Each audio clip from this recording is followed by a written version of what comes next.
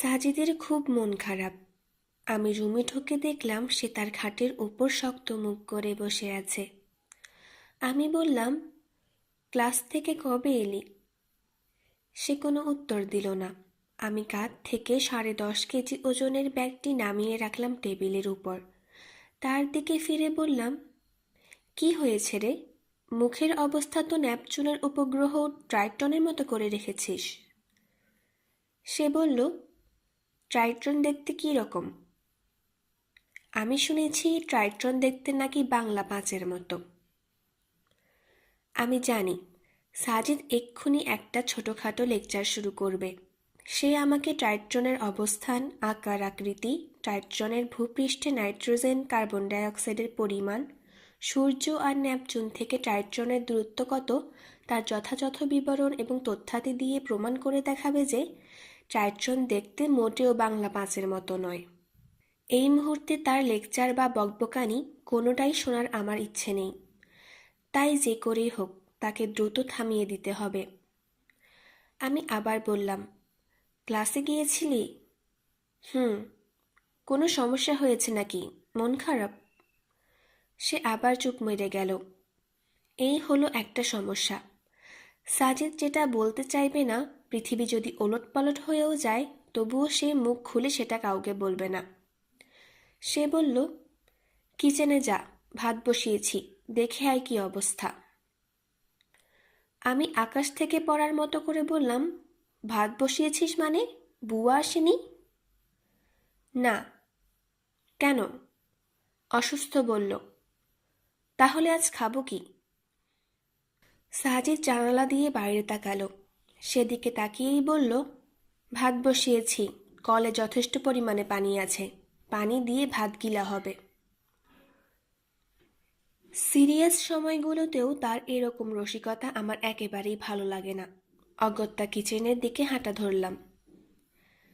যেটা ভেবেছি ঠিক সেটা নয়। ভাত বসানোর পাশাপাশি সে ডিম সিদ্ধ করে রেখেছে। আমার পেছন পেছন সাজিদও আসলো। এসে ভাত নামিয়ে কড়াইতে তেলে কিছু পেঁয়াজ কুচি, হালকা গুঁড়ো মরিচ, 1 চিমটি নুন দিয়ে কিছুক্ষণ নাড়াচাড়া করে তাতে ডিম দুটো ছেড়ে দিল। পাশে আমি পর্যবেক্ষকের মতো দাঁড়িয়ে দাঁড়িয়ে সব দেখছি। মনে হচ্ছে সাজিদ কোনো রান্না প্রতিযোগিতার প্রতিযোগী আর আমি চিফ জাস্টিস। অল্প কিছুক্ষণ পরেই ডিম দুটোর বর্ণ লালচে হয়ে উঠল। মাছকে হালকা ভাজলে যেরকম দেখায় সেরকম। সুন্দর একটি পোড়া গন্ধও বেরিয়েছে। আমি মুচকি হেসে বললাম, খামোখা বুয়া রেখে এতগুলো টাকা অপচয় করি প্রতি মাসে, অথচ ভুবন বিখ্যাত বুয়া আমার রুমেই আছে। হা হা হা। সাজিদ আমার দিকে ফিরে আমার কান মলে দিয়ে বলল, সাহস তো কম না তোর, আমাকে বুয়া বলিস? আমি বললাম, ওই দেখ পুড়ে যাচ্ছে। সাজিদ সেদিকে ফিরতেই আমি দিলাম এক ভোঁ দৌড়। গোসল সেরে নামাজ পড়ে খেয়ে দিয়ে উঠলাম। রুটিন অনুযায়ী সাজিদ এখন ঘুমোবে। রাতের যে বাড়তি অংশটা সেই বই পড়ে কাটায় সেটা দুপুরবেলা ঘুমিয়ে পুষিয়ে নেয়। আমার আজকে কাজ নেই, চাইলেই ঘুরতে বেরোতে পারি, কিন্তু বাইরে যা রোদ, সাহস হচ্ছিল না। এর মধ্যেই সাজিদ ঘুমিয়ে পড়েছে, কিন্তু আমার মনের মধ্যে একটা কচকচানি রয়ে গেল। সাজিদকে এরকম মন খারাপ অবস্থায় আমি আগে কখনো দেখিনি। কেন তার মন খারাপ সে ব্যাপারে জানতে না পারলে শান্তি পাচ্ছি না। কিন্তু সাজিদকে জিজ্ঞেস করে লাভ নেই, সে কোনো দিনও বলবে না। ভাবছি কি করা যায়। তখন মনে পড়ল তার সেই বিখ্যাত ডায়েরির কথা, যেটাতে সে তার জীবনের সব গুরুত্বপূর্ণ ঘটনাগুলো হুবহু লিখে রাখে। আজকে তার মন খারাপের ব্যাপারটিও নিশ্চয়ই সে তুলে রেখেছে। তার টেবিলের ড্রয়ার খুলে তার ডায়েরিটা নিয়ে উল্টাতে লাগলাম। মাঝামাঝি এসে পেয়ে গেলাম মূল ঘটনাটা, যেরকম লেখা আছে সেভাবেই তুলে ধরছি। 7/5/14। মফিজুর রহমান স্যার। এই ভদ্রলোক ক্লাসে আমাকে ওনার শত্রু মনে করেন। ঠিক শত্রু না, প্রতিদ্বন্দ্বী বলা যায়। আমাকে নিয়ে ওনার সমস্যা হলো উনি উল্টাপাল্টা কথাবার্তা বলে ক্লাসের ছেলে মেয়েদের মনে ধর্ম, ধর্মীয় কিতাব, আল্লাহ রাসূল ইত্যাদি নিয়ে সন্দেহ ঢুকিয়ে দেবার চেষ্টা করেন। কিন্তু আমি প্রতিবারই ওনার এহেন কাজের প্রতিবাদ করি, ওনার যুক্তির বিপরীতে যুক্তি দেই। এমনও হয়েছে যুক্তিতে আমার কাছে পরাজিত হয়ে উনি ক্লাস থেকেও চলে গিয়েছেন কয়েকবার। এই কারণে এই বামপন্থী লোকটা আমাকে ওনার চক্ষুশূল মনে করেন। সে যাকগে, আজকের কথা বলি। আজকে ক্লাসে এসেই ভদ্রলোক আমাকে খুঁজে বের করলেন। বুঝতে পেরেছি নতুন কোনো উসিলা খুঁজে পেয়েছে আমাকে ঘায়েল করার।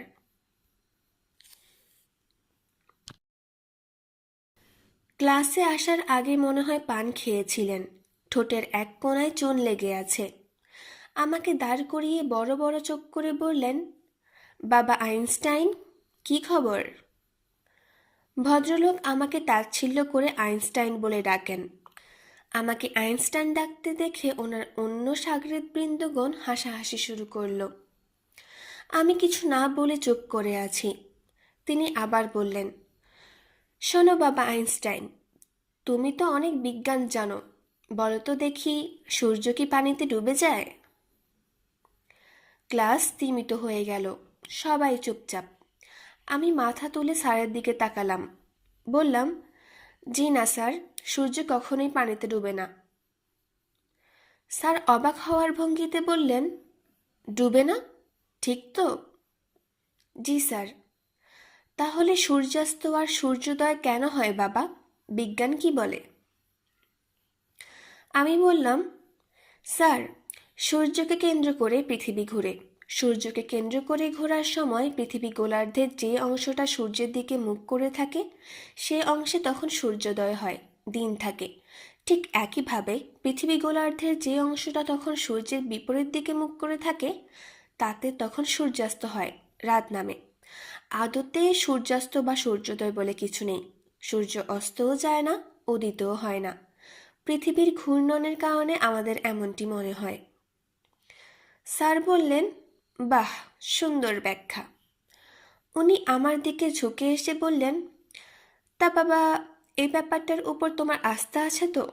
সূর্য পানিতে ডুবে ডুবে যাওয়াতে বিশ্বাস টিশ্বাস করো কি? পুরো ক্লাসে তখনও পিনপতন নীরবতা। আমি বললাম, না স্যার, সূর্যের পানিতে ডুবে যাওয়া টাওয়াতে আমি বিশ্বাস করি না।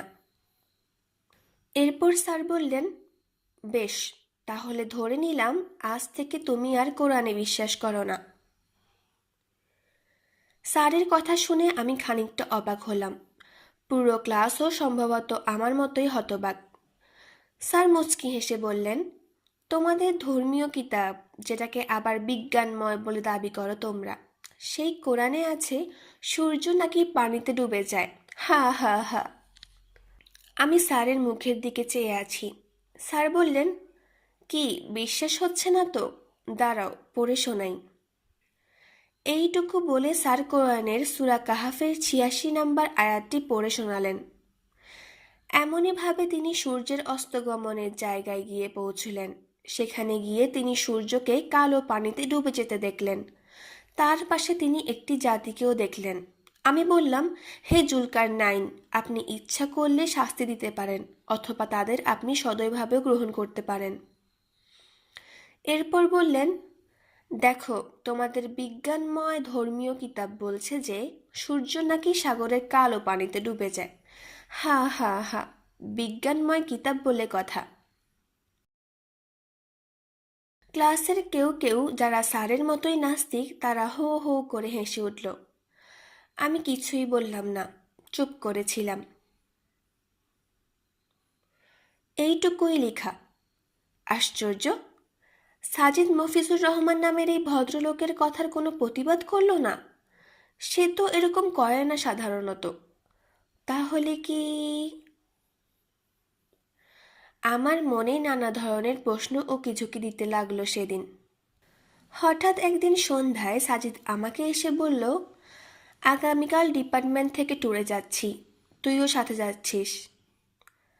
আমি বললাম, আমি পাগল নাকি? তোদের ডিপার্টমেন্ট ট্যুরে আমি কিভাবে যাব? সে ভাবনাটা আমার, তোকে যা বললাম জাস্ট তা শুনে যা। পরদিন সকালবেলা বেরুলাম। তার ফ্রেন্ডদের সাথে আমার পরিচয় করিয়ে দিল সাজিদ। স্যারেরাও আছেন, মফিজুর রহমান নামের ভদ্রলোকটির সাথেও দেখা হলো। বিরাট গোফওয়ালা। এই লোকের পূর্বপুরুষ সম্ভবত ব্রিটিশদের পিয়নের কাজ করত। যা হোক, আমরা যাচ্ছি বরিশালের কুয়াকাটা। পৌঁছাতে পাক্কা 4 ঘন্টা লাগলো। সারাদিন অনেক ঘোরাঘুরি করলাম। স্যারগুলোকে বেশ বন্ধুসুলভ মনে হলো। ঘড়িতে সময় তখন 5:25। আমরা সমুদ্রের কাছাকাছি হোটেলে আছি। আমাদের সাথে মফিজুর রহমান স্যারও আছেন। তিনি সবার উদ্দেশ্যে বললেন, গাইস বি রেডি, আমরা এখন কুয়াকাটার বিখ্যাত সূর্যাস্ত দেখব। তোমরা নিশ্চয়ই জানো এটি দক্ষিণ এশিয়ার একমাত্র সমুদ্র সৈকত, যেখান থেকে সূর্যোদয় আর সূর্যাস্ত দুটোই দেখা যায়। আমরা সবাই প্রস্তুত ছিলাম আগে থেকেই। বেরুতে যাব ঠিক তখনই সাজিদ বলে বসল, স্যার আপনি সূর্যাস্ত দেখবেন? স্যার বললেন, why not, how can I miss such an amazing moment. Sajid বলল, স্যার আপনি বিজ্ঞানের মানুষ হয়ে খুবই অবৈজ্ঞানিক কথা বলছেন। এমন একটি জিনিস আপনি কি করে দেখবেন বলছেন, যেটা আদতে ঘটেই না। এবার আমরা সবাই অবাক হলাম। যে যার চেয়ার টেনে বসে পড়লাম। সাজিদ দাঁড়িয়ে আছে। স্যার কপালের ভাঁজ দীর্ঘ করে বললেন, what do you want to mean? Sajid হাসল, হেসে বলল, স্যার খুবই সোজা। আপনি বলেছেন আপনি আমাদের নিয়ে সূর্যাস্ত দেখবেন, কিন্তু স্যার দেখুন, বিজ্ঞান বুঝে এমন লোক মাত্রই জানে সূর্য আসলে অস্ত যায় না। পৃথিবী গোলার্ধের যে অংশ সূর্যের বিপরীত মুখে অবস্থান করতে শুরু করে সেই অংশটা আস্তে আস্তে অন্ধকারে ছেয়ে যায় কেবল, কিন্তু সূর্য তার কক্ষপথেই থাকে, ওঠেও না ডুবেও না। তাহলে স্যার সূর্যাস্ত কথাটা তো ভুল, তাই না? এবার আমি বুঝে গেছি আসল ব্যাপার।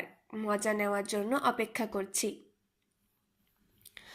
মফিজুর রহমান নামের লোকটা একরাশ বিরক্তি নিয়ে বলল, দেখো সাজিদ, সূর্য যে উদিত হয় না আর অস্ত যায় না তা আমি জানি, কিন্তু এখান থেকে দাঁড়ালে আমাদের কি মনে হয়? মনে হয় সূর্যটা যেন আস্তে আস্তে পানির নিচে ডুবে যাচ্ছে। এটাই আমাদের চর্মচক্ষুর সাধারণ পর্যবেক্ষণ ক্ষমতা। তাই আমরা এটাকে সিম্পলি সূর্যাস্ত নাম দিয়েছি। বলার সুবিধের জন্য এটাকে সূর্যাস্ত বলাটা যুক্তিযুক্ত। দেখো, যদি আমি বলতাম, ছেলেরা একটু পর পৃথিবীর গোলার্ধের যে অংশে বাংলাদেশের অবস্থান সেই অংশটা সূর্যের ঠিক বিপরীত দিকে মুখ নিতে চলেছে, তার মানে এখানে এক্ষুনি আধার ঘনিয়ে সন্ধ্যা নামবে, আমাদের সামনে থেকে সূর্যটা লুকিয়ে যাবে। চলো আমরা সেই দৃশ্যটা অবলোকন করে আসি। আমি যদি এরকম বলতাম, ব্যাপারটা ঠিক বিদঘুটে শোনাতো। ভাষা তার মাধুর্যতা হারাতো, শ্রুতি মধুরতা হারাতো। এখন আমি এক শব্দেই বুঝিয়ে দিতে পারছি আমি কি বলতে চাচ্ছি সেটা। সাজিদ মুস্কি হাসল। সে বলল, স্যার আপনি একজন বিজ্ঞান মনস্ক মানুষ, বিজ্ঞান পড়েন, বিজ্ঞান পড়ান। আপনি আপনার সাধারণ চর্মচক্ষু দিয়ে দেখতে পান যে সূর্যটা ডুবে যাচ্ছে পানির নিচে।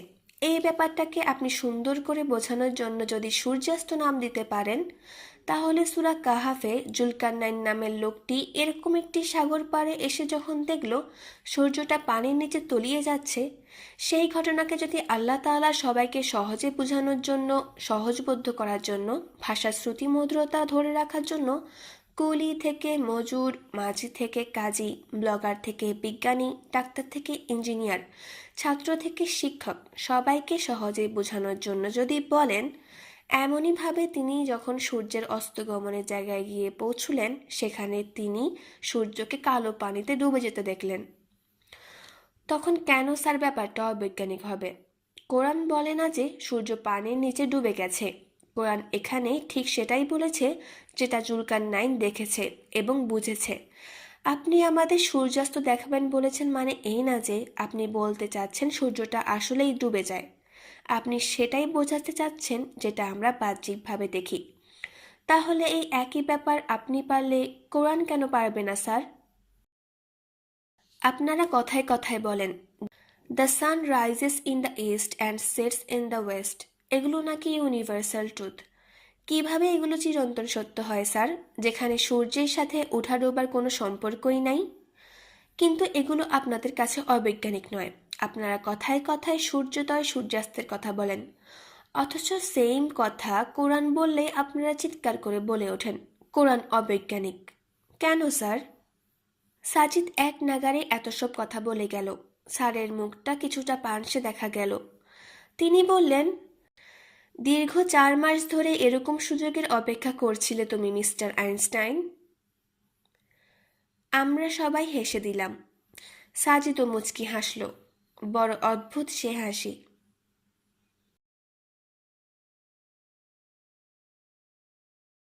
প্যারাডক্সিক্যাল সাজিদের পর্ব 9 এখানে শেষ হলো। পরবর্তী গল্প শোনার আমন্ত্রণ জানিয়ে আজকে এখানে শেষ করছি। আল্লাহ হাফেজ।